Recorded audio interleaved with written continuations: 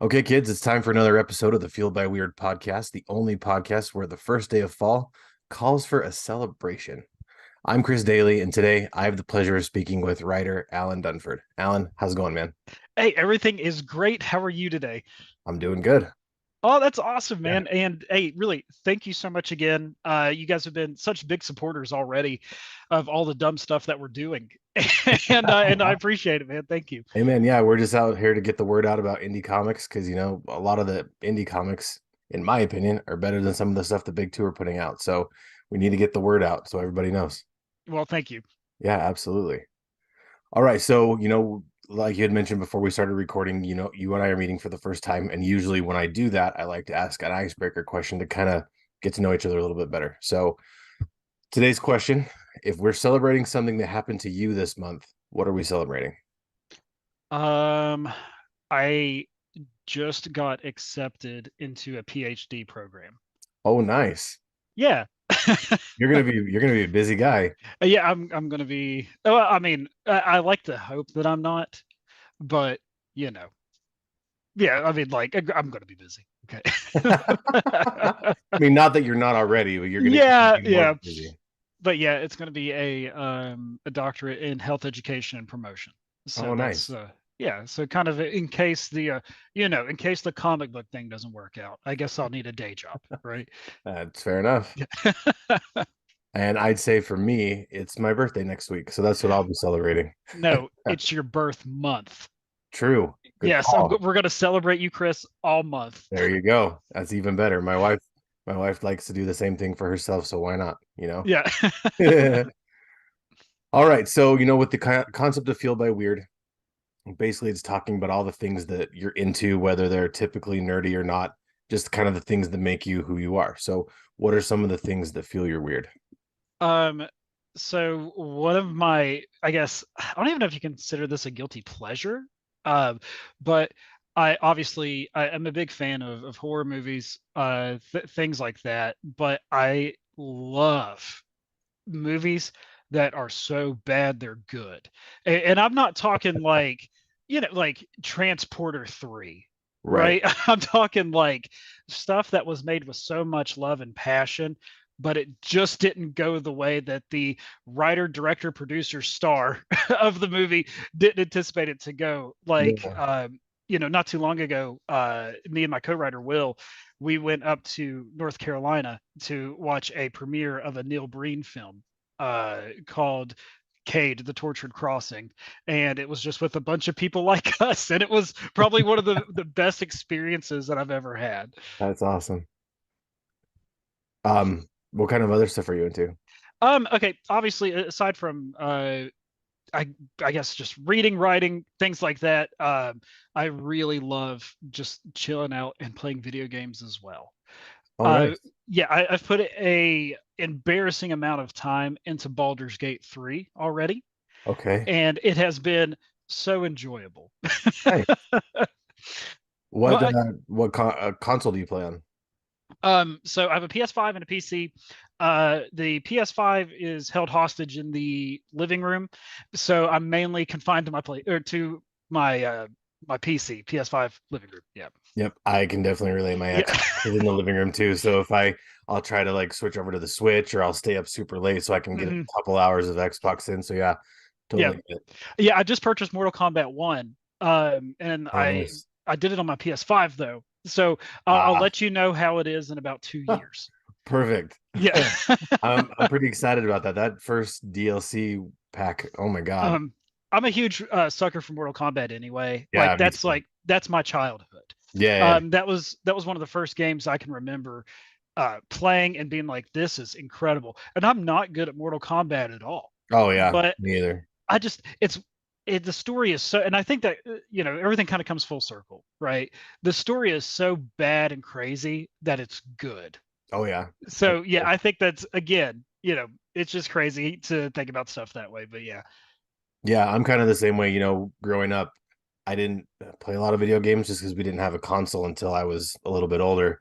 But, we'd go to the store where they used to have the arcade set up in the grocery store. Mhm. So my dad and I, either going in or coming out before we either before we started or before we left, we'd pop a couple quarters into Street Fighter or Mortal Kombat or something like that, and the two of us would just play, and that was kind of my first introduction. So yeah, games like Street Fighter, Mortal Kombat, they kind of definitely hold a near and dear place to me as well. So I get it. Yeah, there was an arcade. I'm from West Virginia, Mhm. and we never really had a lot of arcades where I grew up. We had one. It was called Aladdin's Castle in the mall. Malls, if you guys remember those things, Oh was yeah. a giant building where Hmm. a bunch of shops were together, but it was all inside. It was the weirdest concept. I know Um, kids yeah, nowadays just yeah. don't understand that. So yeah, we had an Aladdin's Castle in there, and God, I love that so much. But yeah, of course, it's no longer there anymore. Right.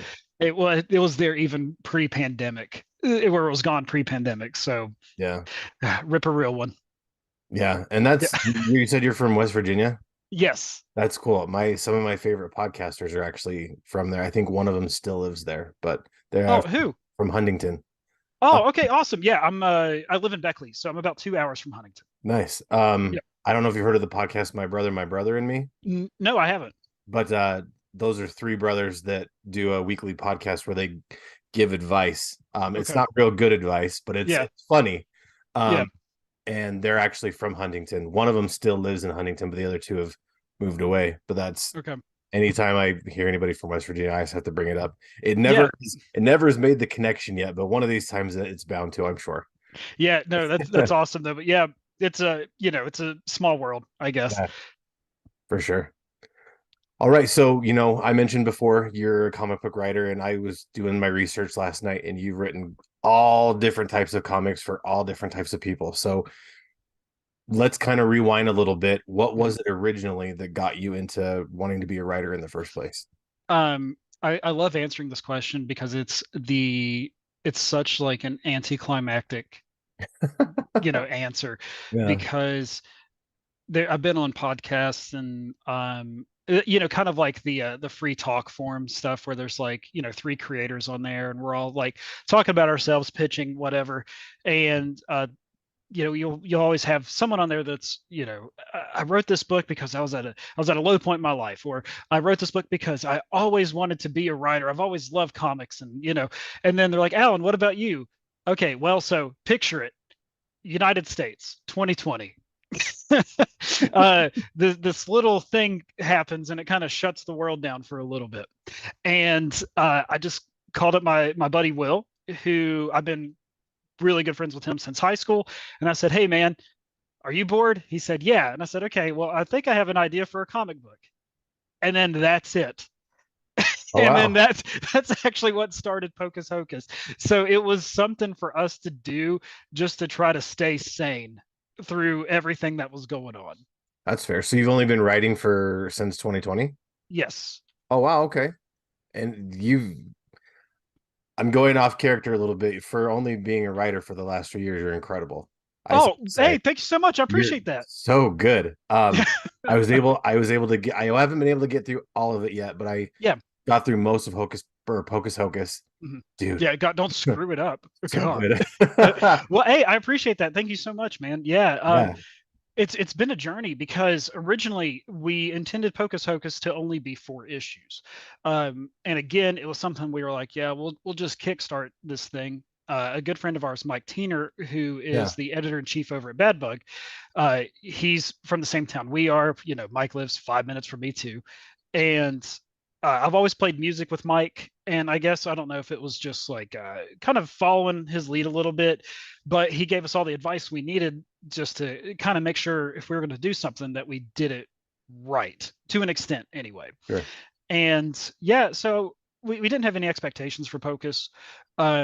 We got so lucky with Brian Belondo's talent and Jason Smith's coloring and Dave Lentz's lettering, um, that we, like I said, we were like, okay, let's just tell this little fun story about this guy who sells a soul. I mean, and we're realists. We know that the story that we're telling is one of the oldest stories ever told, right? There's Right. even a song about it, about a guy going to Georgia to do the exact same thing. Yep. So we weren't trying to reinvent the wheel. We were just trying to tell something fun that we wanted to do.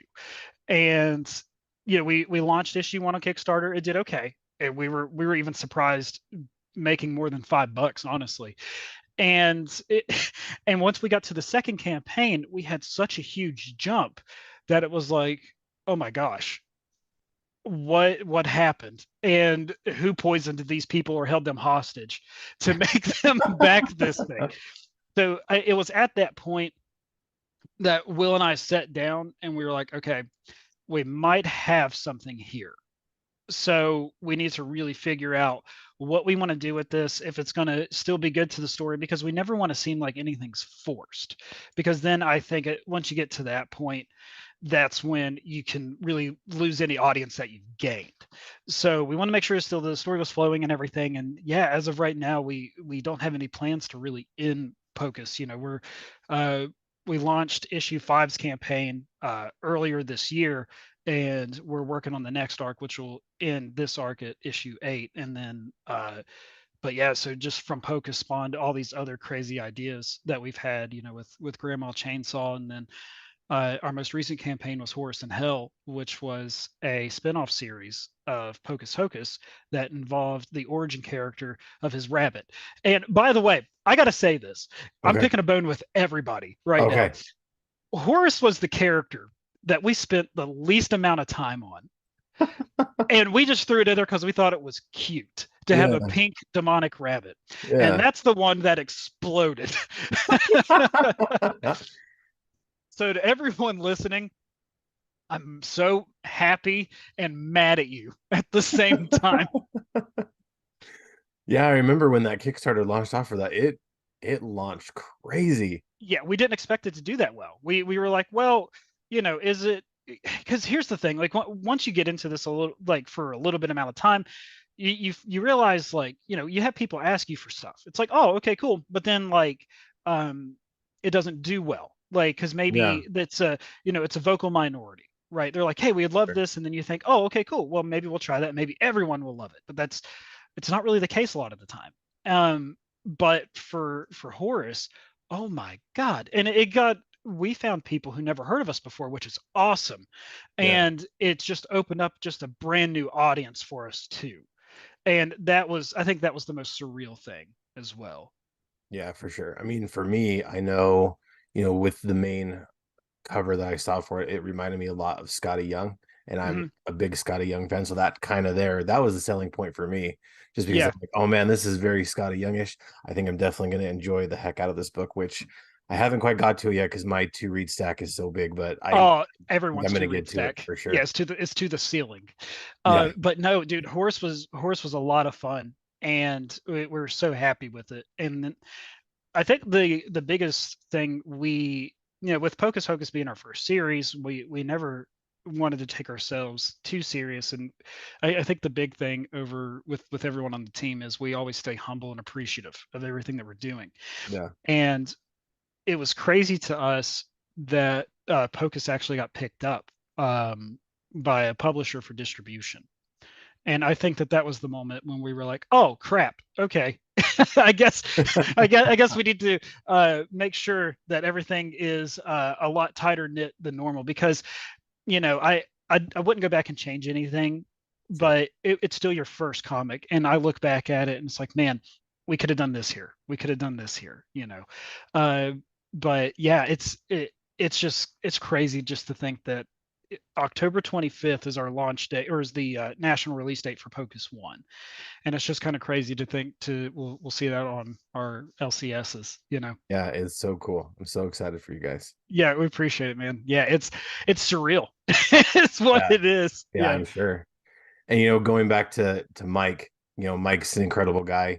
Mhm. I think he's super talented. The fact that he's been able to collect all of these different creators and put out some incredible books Mhm. is no easy feat. And it's awesome he's able to do that. And I think once he listens to this, he's going to be so mad that we're saying such nice things about him. Oh, 'Cause- listen, I hate it. No, he can hear it from now because like he's fueled by narcissism. Sure. So like I'm probably gonna walk outside to leave, and then I'm just gonna see him floating in the air like Vecna because of all these like great things we're saying. Like the Yeah. sky's gonna be, it's gonna be a blood red moon and everything already. I'm like, oh God, someone said something nice about Mike again. um, yeah, you're gonna have to make sure you kind of put a lid on it so he doesn't go too high. Yeah, I know. All right, we're done talking about Mike. He sucks. All right. All right. So, with all of these cool ideas, all these awesome stories, where where do the ideas come from? So I'm a home health rep for my day job, which it's kind of like a pharmaceutical rep, except I work the home health side of it. So Okay. I have to drive through certain territories through West Virginia, and I have to meet up with doctors' offices, nursing homes, hospitals, talk to their case managers, and any referral that they send to us, I need to follow up, meet with the patient, stuff like that. All right, and if you're still awake. So this is where the ideas come from. Okay. So that was a long-winded way of me saying that I have a lot of drive time. Sure. So I get a lot of windshield time, and you kind of go on autopilot after you drive the same route so much. And I guess I just think about this stuff because then I'll get an idea. I was like, oh, okay. Well, luckily for me, I have a good memory. I like to think anyway, at least when it comes to this stuff. Sure. I couldn't tell you what I had for breakfast 2 days ago, but I could tell you an idea that I didn't write down, which I probably do need to start writing all of them down. But yeah, no, so I'll just drive and then I'll write them down and then I'll talk it over with the team. And I was like, is this possible or is this too stupid? And they're like, no, it works. It's great. And I'm like, okay, cool. You guys got to tell me no at some point or else it's just going to just turn into a mess. Yeah, for sure. I mean, Yeah. and some of those stupid ideas or quote unquote Mhm. stupid ideas, those are the best ones. And Yep. I've said this on other shows where sometimes the people will take those dumb ideas and they'll try to be like, that's too wild, that's too crazy, that's too out there. But Mhm. usually those are the ones that end up being the best ones. Yeah, that I think that's how we felt with Grandma Chainsaw because I always wanted to make a slasher. And I love B horror movies. And this one just kind of really checked off all the boxes for me. And it's, the I guess the short version of it is it's about a grandma that you'll never guess has a chainsaw and she kills people, right? So it's one of those that kind of does what it says on the label, Yeah. but as you get into the story, it's a lot more than that because we want the pitch to really kind of undersell the book because there's so many crazy twists and turns, and the ending is it's pretty wild. And it's one of those I'm just so excited for people to read it. This is our first I guess Grandma Chainsaw will be our first completed series because we just wrapped. I'll be getting, ironically, I'm finally getting the books today to ship out for Grandma 2. And we're working on Grandma 3 now, and it's going to end with issue 4. So it's just, I don't know, it's so bittersweet because we all love the character so much over here at the team. But we don't want a Jason Goes to Manhattan situation, Uh, right? where sure. where we overstay our welcome. So we want to make sure that we just deliver a fun, impactful story, and then we can just go about our day, and then focus on something crazy that might top it one day. Who knows? Yeah, definitely. I mean, I talked to Scott Wilkie a couple weeks ago. Mhm. Maybe it was last week. I can't remember. It was last week. Yeah, Scott's awesome. Yeah, he was great. And we Yeah. were talking about how, he came up with the idea for serial killer. And he's like, it was just this completely crazy idea that I wasn't sure if it was going to work or not. But I'm Mhm. like, dude, I'm so glad you went with it because I mean, it's an incredible idea. And just like I mentioned with you, sometimes the weirdest ideas are like the best ideas. Like I was reading a book by Felicia Day where she was talking about creativity and she was talking about something about, a dinosaur in a tuxedo. And I'm Mhm. like, that's such a stupid idea. Then I'm like, wait a minute. You could kind of spin that as like a James Bond, but replace the person with a dinosaur. So Right. you got double O Dino. And I'm like, Yeah. first of all, TM, because that's an incredible idea that I'm going to totally try and run with somewhere. But it's Well, like, 100%. yeah. So it's like sometimes you got to just, the weird ideas that come in, you just got to kind of just go with them. Mhm. 'Cause if you let them go, you mean you never know what you could be getting rid of. 100%. Yeah, and that was again. I think that's kind of where we are because we have a lot of stuff on the back burner right Yeah. now, and you can only move so fast. And we like using a lot of the same people. So, the insanely talented Kit Wallace, who does our Horus books, he and I we're trying to cook up some stuff together right now.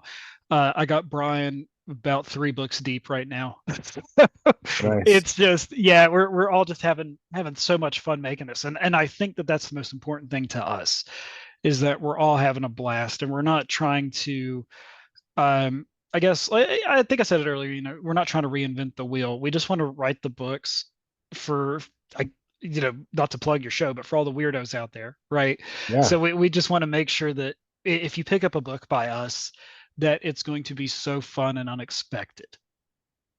those are the best kind. Yep. Absolutely. And we definitely need to shout out, Brian and Kit and Dave because Yep. those guys together are incredible. Yeah, they're monsters, man, and they're Yeah. they're better than we deserve.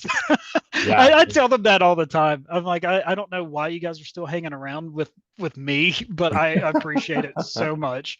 Yeah, the guys in unrivaled professionalism on all ends from these Yeah, guys. So definitely. yeah, Definitely. The unsung heroes. yes, 100%. And I always have to give just a huge shout out though to obviously to Brian for sticking with our first comic series, and seeing Pocus all the way through, and wanting to keep going with us. And a huge shout out to Kit because we didn't know anyone whenever we first started, and Kit was kind enough to give us a variant cover for Oh, issue that's one. cool. And then that's kind of what started mine and Kit's friendship. And every book I've done, I will always make sure I have a Kit Wallace cover, just because it's kind of one of those things, like, you don't forget it, right? The kindness that he Yeah. showed to me, it's just, I can't thank him enough. Yeah. No, I definitely Yeah. understand that. Someone who does you a kindness, you definitely want to return the favor and somehow. Hmm. Like the logos even for my show were done by my good friend Mike Belcher, who Hmm. writes the comic series, or he writes and draws the comic series Man in the Mask. And it's a really cool kickback to like the older school hero. Um, he kind of just made up the logo for me just because he's just that nice of a person. And so I Yeah. always definitely want to try to pay that back where, you know, you want to always try to pay it forward when someone does you a kindness like that. So that's very cool that you're including him with that. Yeah, 100%. And obviously the same goes for Brian. Like, whenever we did Horus and Hell, um, this whole series wouldn't have been possible without Brian. So I wanted to make sure I at least got a variant cover and wanted Brian involved. And obviously we always want to make sure we give credit where credit's due, because even on the credits pages, based on character designs by Brian Belando. And it's just little simple stuff like that. It's always let the guys know, like, hey, this has always been a team effort. It's Yeah. it's it's not a me thing. It's an us thing. Yeah. Definitely goes a long way for sure. 100%, dude. All right. So kind of circling back to Pocus, Hmm. like you had mentioned, the story idea has been done a bunch of times. I even mentioned in my review where, even The Simpsons, Homer Yeah. sold his for $1 or sold his for a donut. Um, and it's been done a lot of different times, but you guys managed to do it in a different way that I thought was really interesting because Pocus didn't, and I guess we're kind of spoiling it a little bit, but I Oh guess yeah, not really. it's one of those things where there's only so much that we can say about it, right? Yeah. It's even from issue one, you kind of already have an inkling that, okay, we're going to hell. Like, we're Yeah. we're gonna get this thing back. Yeah. So yeah, we can go in. Yeah. So basically it starts off with Pocus selling his soul in exchange for being able to do actual magic. And most times you hear, it's just like a straight across trade, just Mhm. one for one. But really, what made it interesting to me is the fact that Pocus did it for a specific reason, and Mhm. that was to impress his father. Yep. So, without kind of going too much into it, and for those who still haven't heard of Pocus Hocus, because I'm sure there are some out there that haven't, let's go a little bit into what Pocus Hocus is all about? Yeah, so Pocus Hocus, at its core, is the journey of a magician who sells his soul to a demon to have actual magical powers. And as these things go, it doesn't go in his favor. So it's his whole journey, through this world and the next, to try to get his soul back. And it's just kind of a hodgepodge of, all these other crazy characters and scenarios that he meets along the way. And by him doing this, it doesn't affect just him, but it affects the people around him. Yeah. So we wanted to really try to bring that in. And I promise you guys, the story is funnier than we're making it out to be. So yeah, because it sounds kind of like a real downer. right now. But Yeah. we really tried to make it lighthearted and fun, even with this looming threat over top of Yes, everything. absolutely. Yeah, you definitely Yep. guys blend, the sense of danger and a little bit of Mhm. horror in there, definitely mixed with the comedy very well. Yeah. And I guess to kind of go into it just a little bit too, um, what we were talking about is in issue 2, Pocus, we finally get to really meet his assistant Emily, Hmm. and she gets drawn into this thing because she was there to help Pocus do something, and then she finds out about it. Yeah. So now she's involved. And it's just one of those things where, it's kind of, I always like that. Like the past came back to haunt him. And everything was kind of all for naught. So he just wants to get his soul back. So again, we think it's just a fun, and I use this word loosely, but it's kind of a whimsical journey that, Yeah. that we get to take. And it's just, I don't know, we just have so much fun doing it. And one of the biggest decisions that we made early on was coloring for this thing. It's how do we want to do it? So I think we took a lot of inspiration from the Corpse Bride, Tim Burton movie, Okay. where the our world, Earth, is kind of dull. It's in black and white. But anytime anything magic happens, it's you see this bright burst of color. Okay. So we wanted to really show that. And then once we actually go to hell, that's when we have our full color, because everything there is magic, everything's evil, and Yeah. we just want to try to separate the book a little bit that way too, and give it just, I guess, another visual aesthetic for you to kind of sink your teeth into. Yeah, I mean, and that kind of answers one of the questions I was just lining up was, Hmm. when you came up with the idea for Horus, Hmm. how did you decide on, the bright pink? And you just Yeah, explained it he's perfectly. yeah he's a demonic rabbit from hell, so he Yeah. gets he gets a collar palette. That totally works. Yeah. Um, the other main question I had was, like I mentioned before, Pocus has the ulterior motive to not just do a straight one for one trade. Mhm. He actually did it for a specific reason, to get the actual magic so he can impress his father. Mhm. We're not going to say whether that worked out or not, but what was the idea behind, giving him the ulterior motive to do that? Like, what am I trying to say? What brought about the reason where he was actually doing the trade for a specific purpose? Was that just because, or was there like some kind of inspiration for that specifically? Yeah, I'm a huge fan of show don't tell, and I got and this is also lumping Kit into this, but I'm very lucky with the people that I work with, because they understand that aspect. And the idea whenever we go into making a book, especially whenever we write our scripts out, is, can you understand what's going on the page without any dialogue? And we'd like to think that we captured some of that, because there's a scene in it where Pocus tells the demon, after he sells his soul, the demon says, not that it's any of my business, but why are you doing this? Pocus says, I'm going to press my father. And then the demon was like, oh, wait, you're going to press your dad. He's like, I think there's like other ways to do this. Yeah. Right. And then that's when we didn't realize we did this at the time, but it's a flashback within a flashback. So that's where we just have the one page of just a one interaction of Pocus and his father, Richard.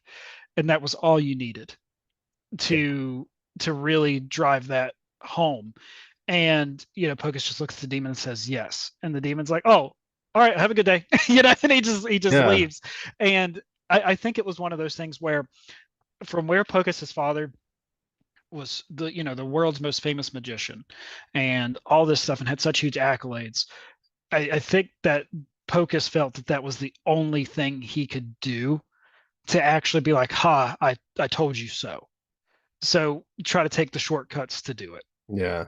I Yeah. mean, it's kind of like I mean, first of all, it's interesting based on the fact that you don't hear very often where, in a story where the character trades their soul to the devil or, another Mhm. demonic creature or whatever. You don't ever hear the creature like, hey, why'd you decide to give me your soul? Like, I mean, Yep. that alone makes it interesting enough for me. Because you don't hear that very often. Like, usually it's like straight across, like, I don't care why, I just want to have Hmm. it. But Yeah. this And one made it yeah. a little bit more personal because of the fact that, he's like, can I just ask you why? And the flip side of that, the fact that you could tell that Pocus isn't, it wasn't really something he wanted to do. It Mhm. almost felt like a desperation, like like you don't realize I've tried everything else to impress Yeah. my dad and But nothing this has is it. worked. Yeah. So I mean, I'm gonna get to dress like this is like last resort, like Mhm. the Hail Mary, if you will. Like if I Yeah. don't do it this way, like I mean, what else is there can I do? Yeah.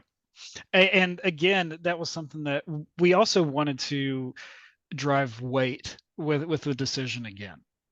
Because it almost kind of seemed like Pocus didn't do it for himself. He did it for someone else. Absolutely. And we really wanted to we want you to care about the characters that we're writing, even if you hate them. Yeah. Like at least you still care enough to hate him. And we think that that was important for us just to give him at least that much more depth because we do want our characters to be as three-dimensional as possible.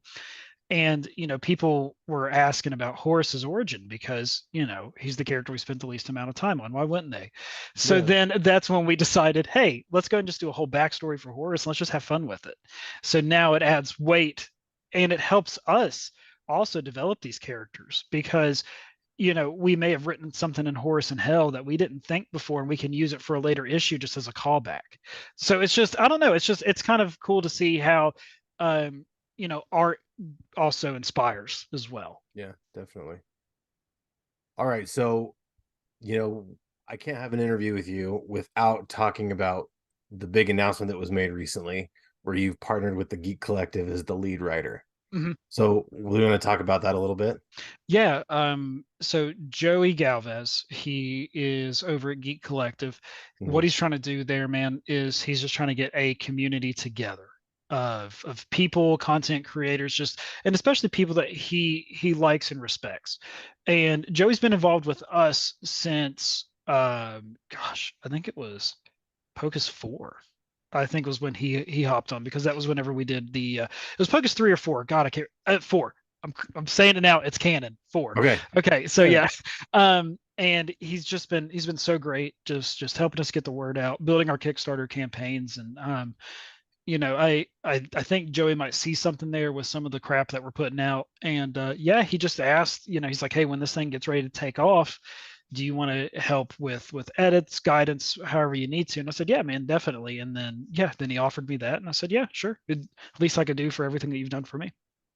Yeah, definitely. And Joey's a great guy. He reaches Hmm. out to, I mean, we work a lot with him. Geek Network and him work together. We help put out stuff.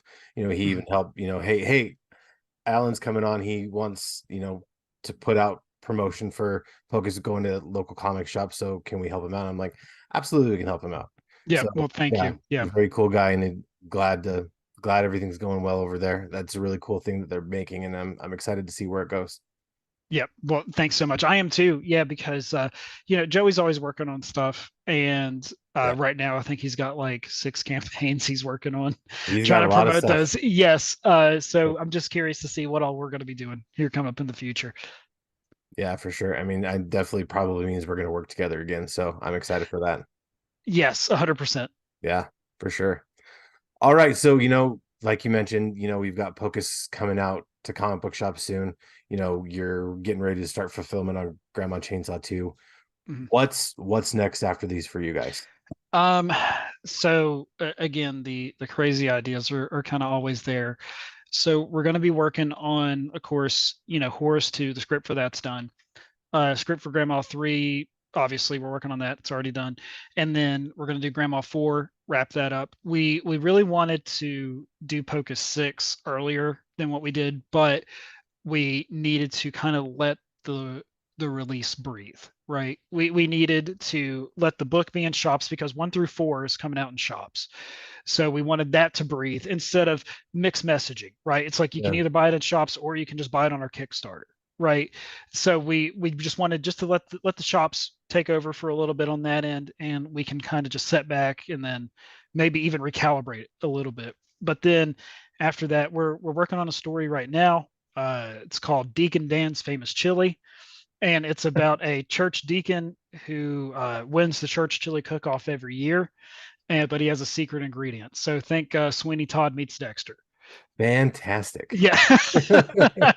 So we're working on that. We have we got a one shot that I've already started the script for called Beneath the Lighthouse, and it's just yeah, we just kind of have, I don't know, we're just trying to not slow down, I guess is where Right we're on. at. Yeah.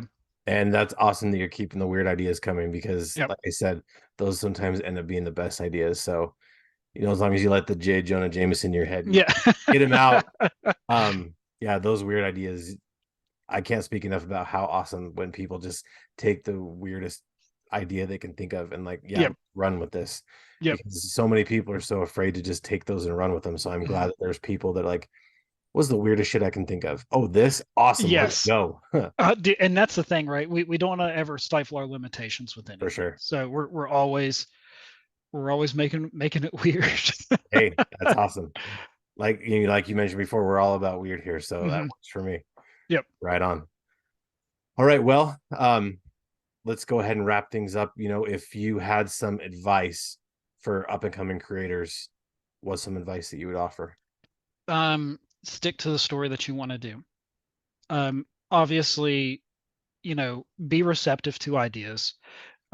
Always have wiggle room, but the story that you want to do got you here in the first place. So don't ever deviate from that. And again, and it's a twofold question, but the thing that I've learned the most and the thing that I'm grateful for are the people that I've surrounded myself with who know more than me. And I'm always, even still now, I'm asking for approval on what they thought about the script, what they thought about this, that, because yeah, I'm still going to stick to the core idea, the core principle, but I'm always going to be flexible in my wiggle room because if there's someone that I respect is telling me something different that they're seeing, I would be doing myself a disservice to not listen. So always make sure that you at least have someone in your corner that is, yeah, mine is it's Dave Lentz. Like he's just been doing this for so long, and unfortunately for him, I respect his decisions. So like I'll send him stuff, and he'll read the scripts, like yeah, it's good, it's great, and then we'll get in there. Once we actually start lettering, it doesn't work. We look at it like, well, that's stupid. Why did we put that there? So then we'll go back in and we'll completely edit certain lines of dialogue to fit with the artwork and stuff. And again, I think that's where the flexibility comes into play. So always, I guess, have an objective eye as well. Fair enough. Yep, That's great advice. And, it's definitely helpful having someone in your corner because, I've said this a million times, creating by yourself is very hard.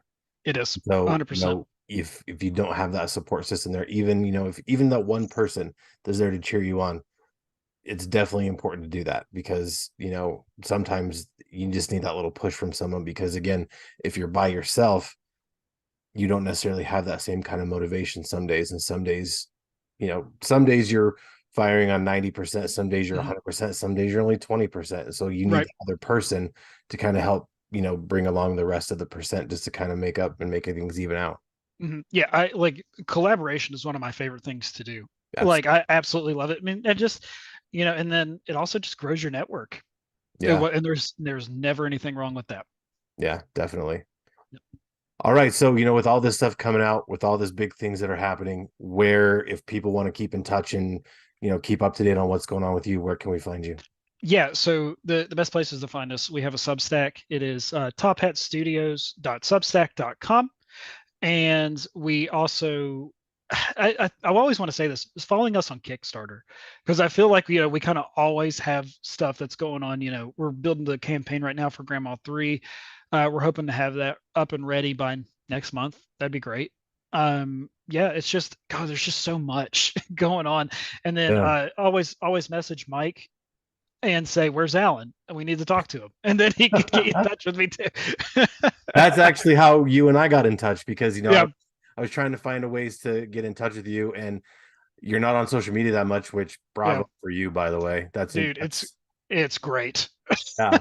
So I asked Mike about it. Mike's like, "Oh, I'll get in touch with Alan." And then, Yeah, "Hey, Alan, this is Chris. Chris is Alan. Okay, bye, guys." yeah, that's it. That's Mike. Yeah, that's awesome. Yeah, All right. Well, for me, if you want to find this interview and all sorts of other geeky news, stay up to date on all the stuff that's happening in the world of nerd, check out our website, geek-network.com. You can check us out on social media at GeeksAZ on Twitter and Instagram and Geek Network on Facebook. I am CD is Weird on Instagram. The music for the show is by my friend. His band is Polygon Horizon. They're a great band. Go check them out on Bandcamp. Like I mentioned before, the logos for the show are done by not only my friend Mike Belcher, but my friend Chris Chandler, both incredible comic book guys. So go check out their stuff. Um, and if you like the show, please leave a review and tell your friends. Word of mouth is our friend. And, or, if you got the shameless plugs in between the show, that works too. Whatever helps get the word out. And remember, kids, to embrace the things that fuel your weird and always geek responsibly. Alan, thanks so much for coming today, man. I appreciate it. Thank you.